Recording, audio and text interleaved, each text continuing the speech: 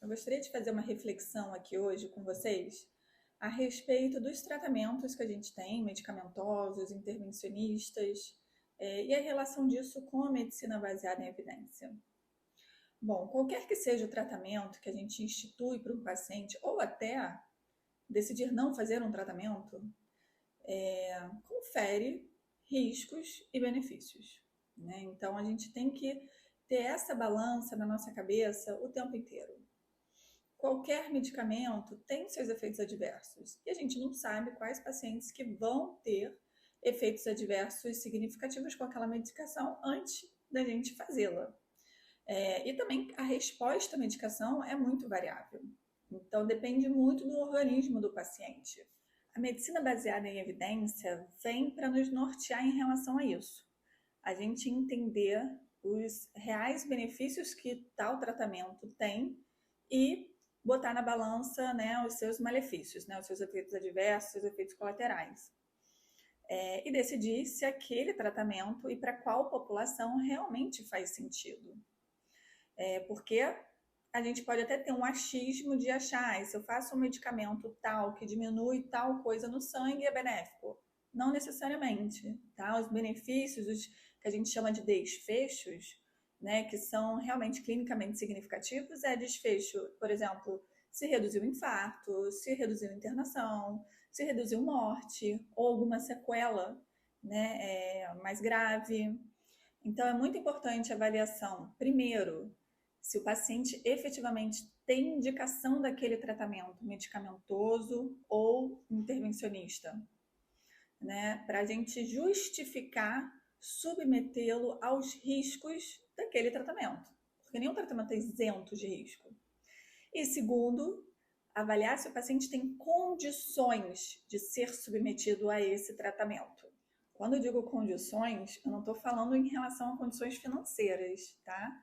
Eu digo condições porque, por exemplo, você pode ter um paciente com um aneurisma de aorta que tem uma indicação cirúrgica. Ele tem indicação? Ele tem indicação. Porém, um paciente já muito idoso, debilitado, que tem várias comorbidades, que a cirurgia para ele tem um risco muito elevado. Então, você submetê-lo à cirurgia pode deixá-lo, além de sequelas muito graves, pode levá-lo ao óbito.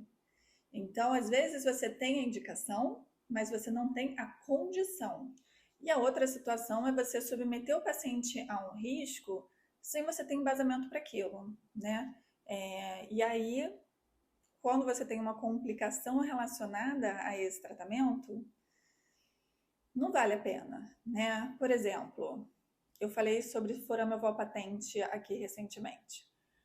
A indicação do fechamento mais precisa é após um primeiro episódio de AVC relacionado ao FOP, né? Isso é muito angustiante para o paciente que tem um diagnóstico de FOP e que não teve nenhum AVC. Do tipo, poxa, eu vou ter que esperar o primeiro AVC para eu fechá-lo? Porém, é o que a literatura fala para gente, porque esse tratamento não é isento de risco. E a redução do risco de AVC nesses casos, ela nem é tão grande. Você tem outras causas para fazer AVC, inclusive, e a maioria dos pacientes com FOP vão viver a sua vida inteira sem ter nada relacionado a ele, né? Já que a incidência dele na população é muito alta. E o procedimento é um procedimento invasivo, hoje em dia muito seguro, mas tem sim riscos. E aí você submeter o paciente a um procedimento sem uma indicação precisa, o benefício dele não vale o risco que você está correndo, né? De você fazer uma rejeição à prótese, risco de sangramento, de complicações vasculares. Então, isso tem que ser sempre muito bem dividido e o paciente tem que entender muito bem as implicações do seu tratamento, das escolhas de tratar ou não tratar, né? Inclusive, assim, meu marido tem FOP e nós então fechamos. Descobriu, enfim, ao acaso, numa outra situação, e a gente segue observando. É angustiante? De certa forma é. Mas você também fazer e dar problema sem ter tido respaldo para isso é muito complicado também.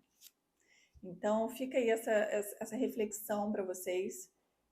Outro dia também eu estava falando com um paciente, né, que às vezes a gente recebe o paciente com um monte de remédio, né? Estou falando de intervenção, mas também falei de medicação. E o paciente vem com um monte de medicação. E eu sempre tento entender, né, por que está fazendo e se faz sentido manter aquela medicação. E eu falei para ele, remédio é muito bom para quem precisa. Se a gente não está precisando desse remédio, vamos avaliar retirar, né? E vamos ver como é que você fica. Então, esse é um exercício que a gente tem que estar fazendo sempre, porque também às vezes o paciente ele está num cenário que a gente pode precisar de uma coisa e depois a gente não precisar mais, né? Falando de pacientes que fizeram cirurgia cardíaca e que estão num outro momento, né? Então, isso a gente sempre tem que pensar, mas nunca suspenda uma medicação sem o seu médico saber, porque tem sim medicações, principalmente relacionadas à doença coronariana, que o paciente vai ter que tomar o resto da vida, tá? E é como eu estava falando com esse paciente, tem medicações que a gente tem comprovação científica de melhora de sobrevida. E tem outras medicações que a gente faz mais como sintomáticos, né? Então, aquele paciente que está mais congesto, você está precisando do diurético, mas que na próxima consulta pode ser que você vai ter que diminuir, aumentar. Está um tempo mais quente, está um tempo mais frio, a gente aumenta, a gente diminui. Então, tem umas coisas que a gente vai avaliando conforme os sintomas do paciente, e tem outras que a gente sabe que tem um benefício em sobrevida. Essas que a gente sabe que tem um benefício de sobrevida, a gente vai tentar insistir na sua utilização. E essa balança entre o benefício, o risco do tratamento, muitas vezes é difícil mesmo da gente avaliar, nós médicos, né? E muitas vezes a gente tem que compartilhar isso com os pacientes e com os seus familiares. Mas é uma ciência mesmo. Bom, então fica a reflexão.